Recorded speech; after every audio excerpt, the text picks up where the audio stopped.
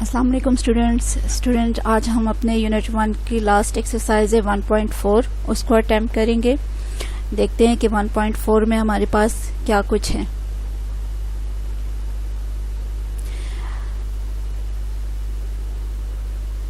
Exercise 1.4 में हमारे पास Venn diagram है। सबसे पहले देखते हैं कि वेन डायग्राम क्या होती है।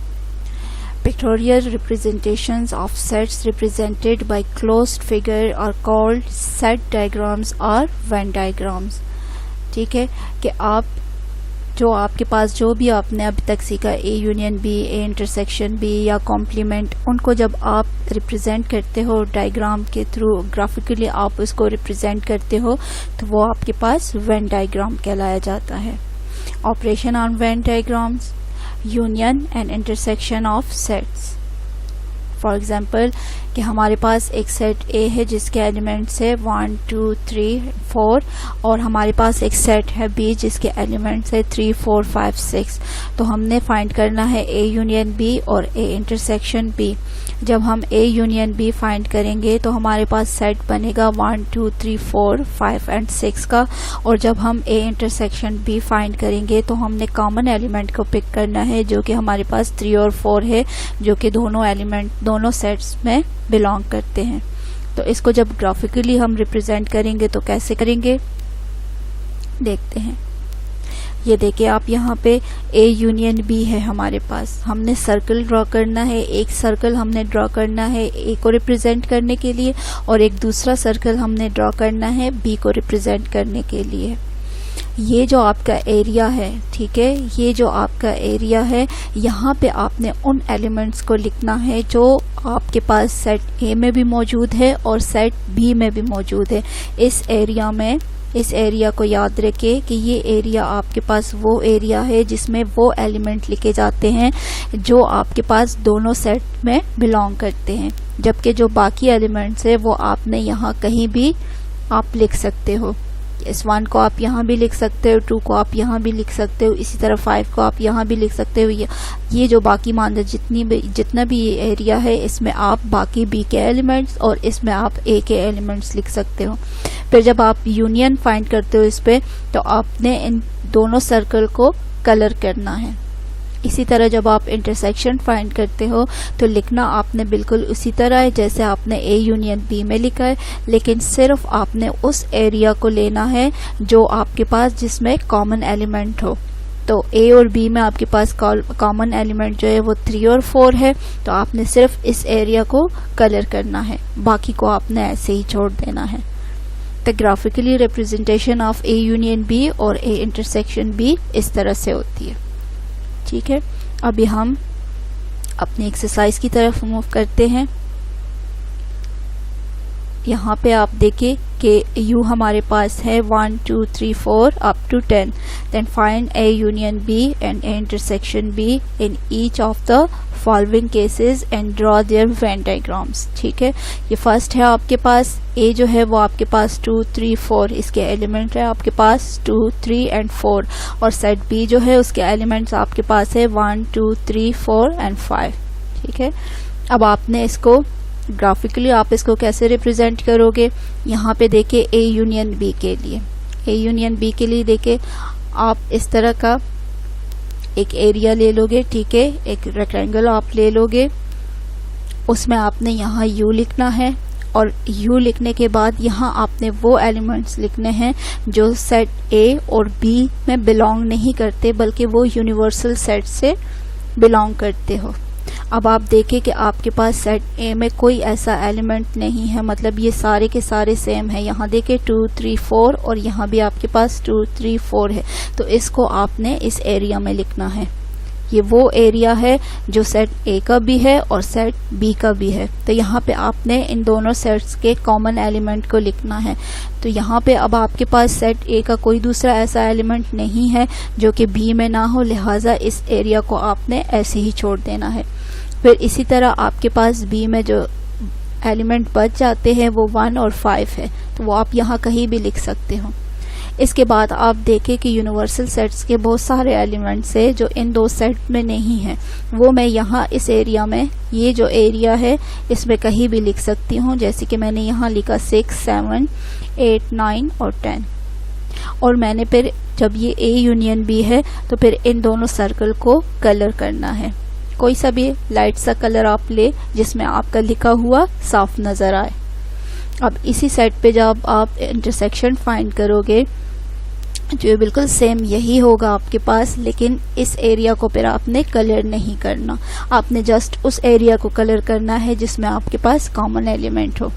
जब आप इन दो सेट्स का इंटरसेक्शन फाइंड करोगे तो इंटरसेक्शन आपके पास A इंटरसेक्शन B जो आपके पास सेट आएगा वो होगा 2, 3, 4। तो उस 2, 3, 4 को आपने इस एरिया में लिखना है और इस एरिया को आपने कलर करना है। Clear student?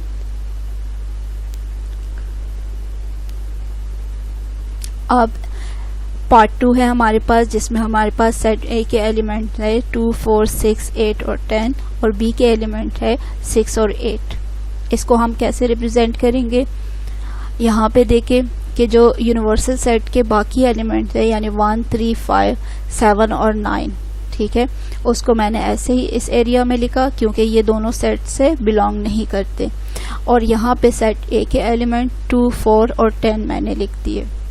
यहाँ पे 6, 8 लिखा इस एरिया में क्योंकि 6, 8 जो है वो इन दोनों सेट में कॉमन है। और यहाँ सेट B जो है वो आपके पास उसके एलिमेंट 6 और 8 है, वो यहाँ पे लिखे गए, तो लिहाजा ये एरिया जो है इसको आपने ऐसे ही छोड़ना है। देन इन दोनों सर्कल को आपने कलर करना है। तो जब आप दोनों सर्कल को कलर कर दोगे तो इट्स मीन कि ये आपने A यूनियन B फाइंड किया।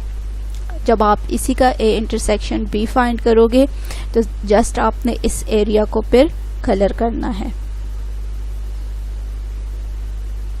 अब इसी तरह इसका जो पार्ट 4 है उसमें आपके पास है सेट A जो है वो 1, 5, 6 है और B जो है वो 2, 4, 7 है।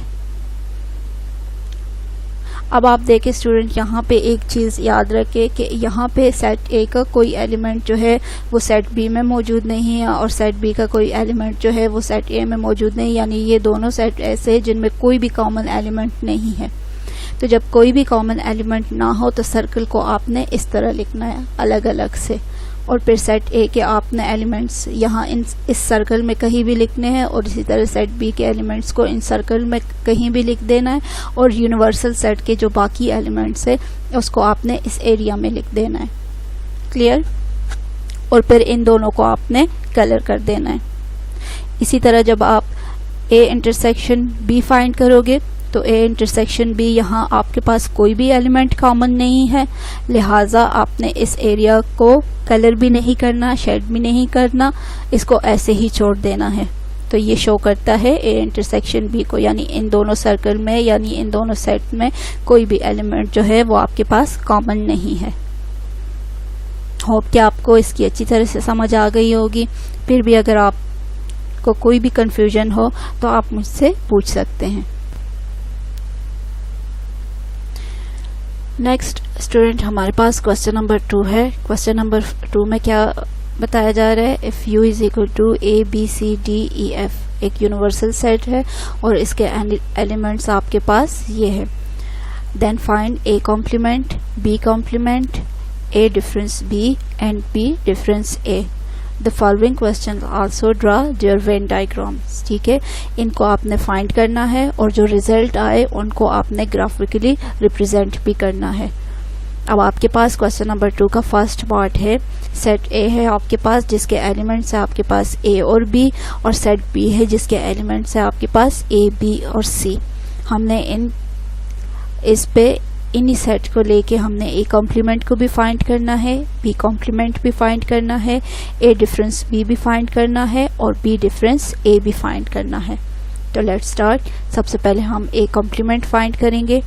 ए कॉम्प्लीमेंट फाइंड करने के लिए हम यूनिवर्सल सेट्स में से सेट ए को माइनस करेंगे, यानी यूनिवर्सल सेट्स के वो एलिमेंट्स जो सेट ए में ना हो।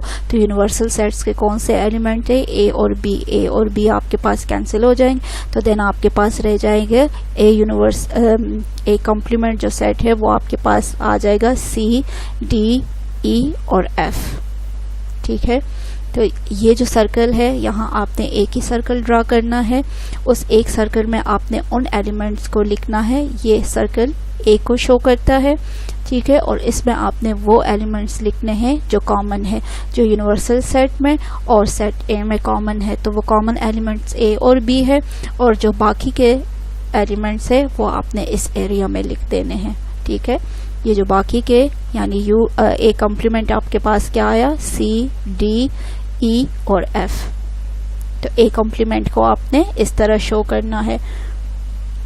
इसी तरह हम बी कॉम्प्लीमेंट फाइंड करेंगे। तो बी कॉम्प्लीमेंट के लिए क्या होगा कि यूनिवर्सल सेट्स के वो एलिमेंट जो इस सेट में ना हो। तो वो कौन से एलिमेंट है, वो हमारे पास डी, ई और एफ है, यानी जो स्टार्ट के 3 एलिमेंट्स है वो सेम आ रहे हैं हमारे पास। तो लेफ्ट जो बाकी के एलिमेंट्स है वो आपके पास वो डी, ई और एफ है। अब आपने क्या करना है, ये सर्कल बी को शो कर रहा है, यहाँ मैंने लिखा हुआ है बी, ठीक है, और यहाँ पे वो एलिमेंट्स है जो इन दोनों सेट्स में कॉमन है।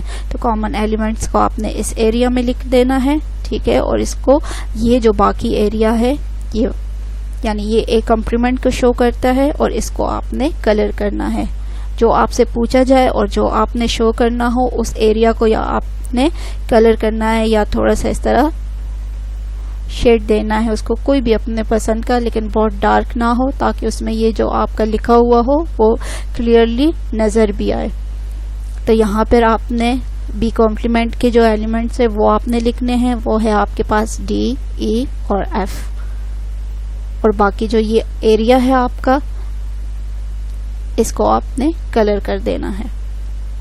अब हमने ए डिफरेंस बी फाइंड करना है, यानी ए के वो एलिमेंट्स जो बी में ना हो।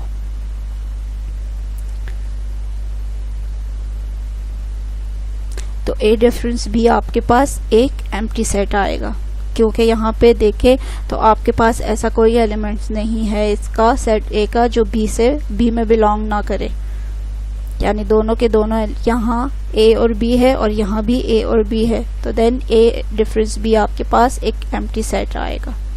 आपने 2 सर्कल इसी तरह ड्रा करने हैं, ठीक है, एक सर्कल ए के लिए और एक सर्कल बी को शो करने के लिए। जो कॉमन एलिमेंट है वो आपने यहाँ पे लिखने हैं, बाकी आपके पास बचते हैं एक सी, तो वो आपने बी के सर्कल इस एरिया में लिखना है। यूनिवर्सल सेट के बाकी एलिमेंट्स को आपने यहाँ पे लिखना है, और इसको आपने कलर नहीं करना, क्योंकि ये आपके पास एम्प्टी सेट आ रहा है, तो आपने इसको कलर नहीं करना। जब आप इसको कलर नहीं कर रहे तो ये शो कर रहा है कि ये एक एम्प्टी सेट है। अब आपने बी कॉम्प्लीमेंट फाइंड करना है। तो बी कॉम्प्लीमेंट के लिए आपने क्या करना है कि आपने बी के कुछ ऐसे एलिमेंट्स ढूंढने हैं जो कि सेट ए में ना हो। तो फिर वो आपके पास एक ही एलिमेंट आता है सी, और आपने इस एरिया को कलर कर देना है। यहाँ देखें सिर्फ सी है आपके पास, और इस एरिया को आपने कलर कर देना है, और बी डिफरेंस ए जो है वो है भी आपके पास सी। अच्छा, तो स्टूडेंट्स होम टास्क आपके लिए क्या है?